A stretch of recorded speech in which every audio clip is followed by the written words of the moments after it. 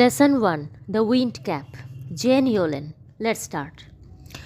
Jane Hyatt Yolen, 1939, is an American author and editor of folklore, fantasy, science fiction and children's books. Jane Hyatt Yolen, জন্ম 1939 খ্রিস্টাব্দ। তিনি হচ্ছেন একজন American লেখিকা এবং সম্পাদিকা। এডিটর মানে হচ্ছে সম্পাদক।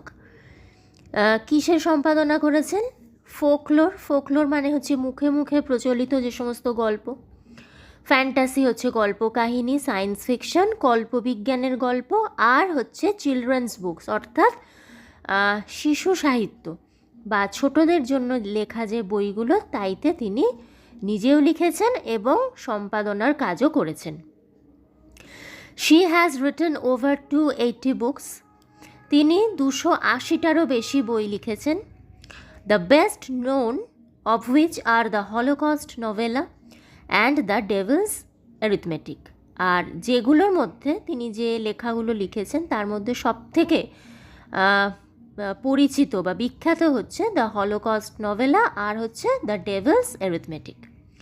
The present text is an edited version of her popular short story of the same name.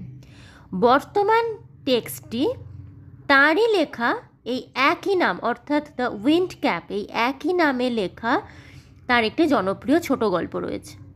সেই ছোট গল্পের এই টেক্সটটা হচ্ছে এডিটেড ভার্সন। এডিটেড ভার্সন মানে অরিজিনাল যে গল্পটা সেখান থেকে কিছুটা কাটছাট করে বা ছোট করে বর্তমান টেক্সটটা দেওয়া হয়েছে।